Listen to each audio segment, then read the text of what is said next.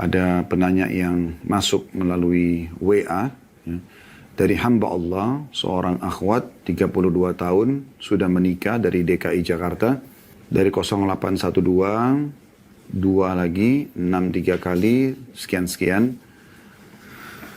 Penanya mengatakan, suami saya tidak memenuhi nafkah batin ke saya karena tidak ada ketertarikan seksual. Saya sudah melakukan dan memperbaiki semua tuntunan suami agar dia memiliki ketertarikan seksual. Namun hasilnya sampai saat ini saya tidak dinafkahi batin. Tapi nafkah jasmani masih mengalir. Suami saya tidak suka dengan keluarga saya. Hampir setiap hari mengkritik saya. Dan suami merasa semangat beribadahnya terganggu karena saya. Sehingga saat ini suami suka marah-marah, sholat di akhir waktu, jarang membaca Al-Quran, dan perhitungan dalam sedekah. Bagaimana baiknya Ustadz untuk saya? Apakah berpisah atau tidak? Baik, bagi penanya ini dan penanya-penanya yang lainnya, saya menyampaikan dulu kepada Anda sebelum Anda bertanya dan juga kami jawab ya sebenarnya sebelum Anda menyusun pertanyaan dan juga pada saat kami akan jawab, bertakwa kepada Allah Subhanahu wa taala. Ya, takutlah kepada Allah. Pertanyaan harus sesuai dengan keadaan apa adanya ya. Karena kami akan menjawab sesuai dengan pertanyaan Anda. Jangan sampai Anda cenderung sepihak. Sehingga akhirnya jawaban Anda bisa tunggangi untuk maslahat Anda pribadi. Pertanyaan masalah agama harus jelas. Tertuju ya, kepada permasalahan yang sedang dihadapi. Yang benar Anda katakan benar, yang salah tentunya. Saya tidak mengatakan penanya ini, tapi semuanya yang bertanya ya. Saya akan masuk ke pertanyaan yang sudah masuk ini. Di potongan pertamanya saya bagi beberapa potongan. Suami saya tidak memenuhi nafkah batin ke saya karena tidak ada ketertarikan seksual. Saya sudah melakukan dan memperbaiki semua tuntutan suami agar dia memiliki ketertarikan seksual. Namun hasilnya sampai saat ini saya tidak dinafkahi batin. Tapi nafkah jasmani masih mengalir. Ini saya anggap potongan pertama dari pertanyaan Anda ya. Memang kami kaum laki-laki ini, saya bicara sebagai laki-laki, itu sangat pekah dalam masalah seksual ini. Perlu ibu tahu dan semua wanita muslimah wajib mengetahui masalah ini. Laki-laki itu sangat pekah. Pekah dengan bau mulut, nafas, bau ketiak, bau kemaluan, terus penampilan, cara menyisir rambut, memakai pakaian yang menarik bagi dia gitu ya. Kalau ada yang luput saja dari masalah ini, maka mungkin membuat dia tidak tertarik untuk melakukan itu. Tidak tertarik untuk melakukan hal tersebut. Dan itu normal. Semua laki-laki akan sama. Dan banyak laki-laki tidak mau membahasakan karena khawatir istrinya tersinggung. Oleh karena itu setiap muslimah, setiap istri wajib bagi dia. Karena ini melayani biologi suami kan kewajiban. Maka wajib bagi dia menjaga semua rentetan biologis itu. Di antaranya tadi menjaga bau badan, mulut, ya, nafas, kemudian ketiak, kemaluan. Ini anggota tubuh yang sensitif ya. Harus dijaga. Jangan Anda sembarangan makan karena hanya hembusan nafas Anda mengganggu. Atau bau mulut, ya, atau ada lubang di gigi. Usahakan Anda selalu sikat gigi, ya, dan juga kumur-kumur pakai mouthwash mungkin ya. Sampai kata Nabi SAW, aku diperintahkan bersiwak sampai aku mengira, ya, aku akan ompong karena seringnya disuruh membersihkan gigi itu. Begitu juga dengan bau badan. Anda tahu hadis Nabi SAW, kata Nabi SAW, kalau kalian datang dari safar, janganlah ia masuk menemui keluarganya sampai dia memberitahukannya. Agar para perempuan atau para istri itu ya, menyisir rambutnya dan mencukur bulu kemaluannya. Jadi ada hubungannya, hubungan biologis dengan masalah itu. Kerapian, kebersihan ya. Itu juga dengan baju yang dia suka, potongan rambut yang dia suka, penataan rumah yang dia suka, ya. Saya tidak tahu tuntutan suami Anda ini seperti apa, tapi ini saya bicara secara global.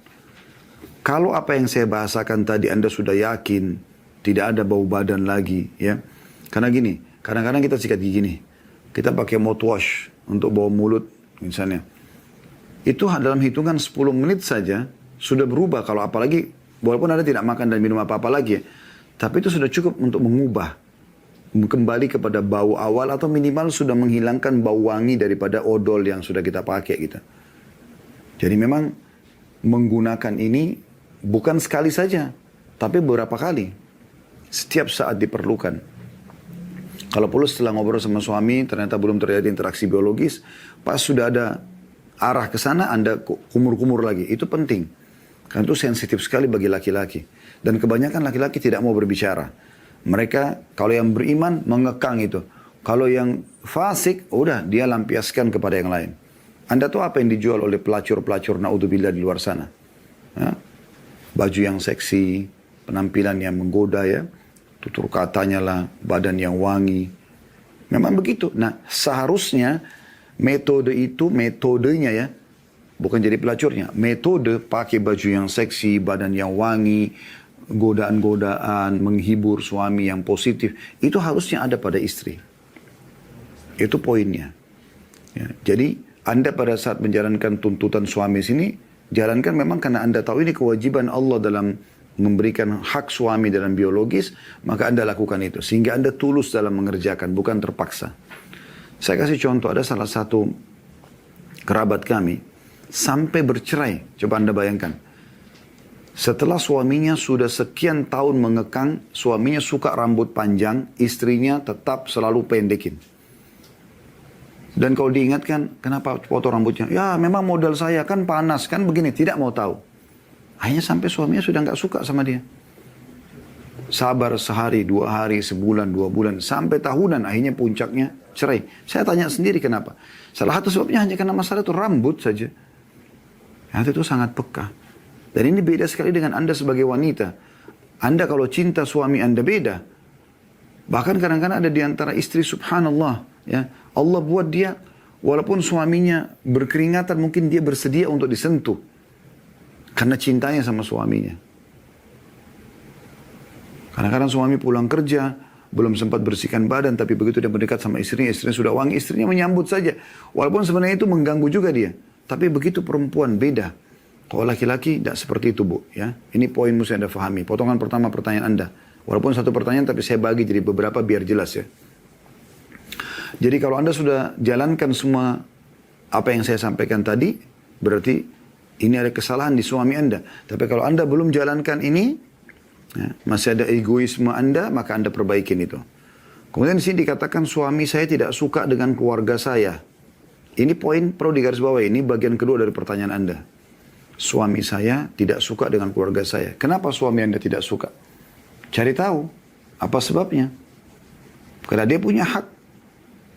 Seorang wanita kalau sudah menikah, suaminya di atas siapapun dari manusia. Termasuk ayah kandungnya sendiri. Ayah kandungnya si wanita.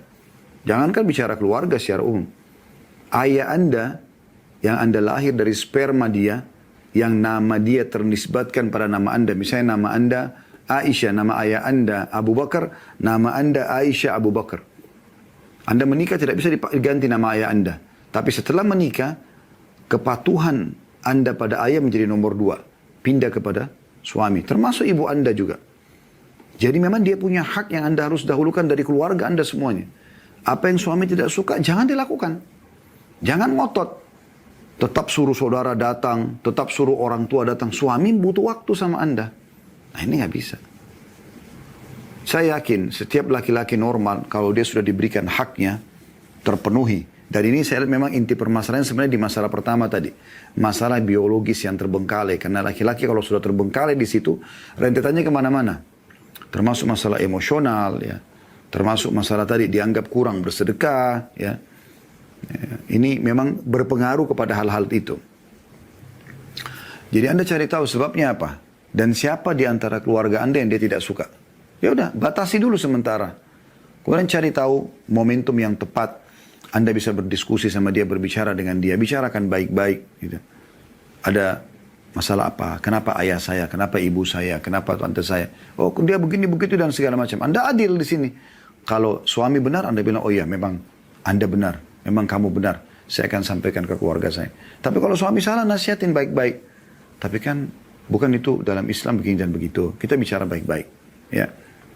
Itu dari suami Anda tidak suka keluarga Anda. Potongan ketiga. Hampir setiap hari mengkritik saya. Ini positif, Bu. Ya. Kritik itu kan berarti ada sesuatu yang dia tidak suka. Tidak mungkin dong kalau orang normal kritik tanpa sebab. Tidak mungkin.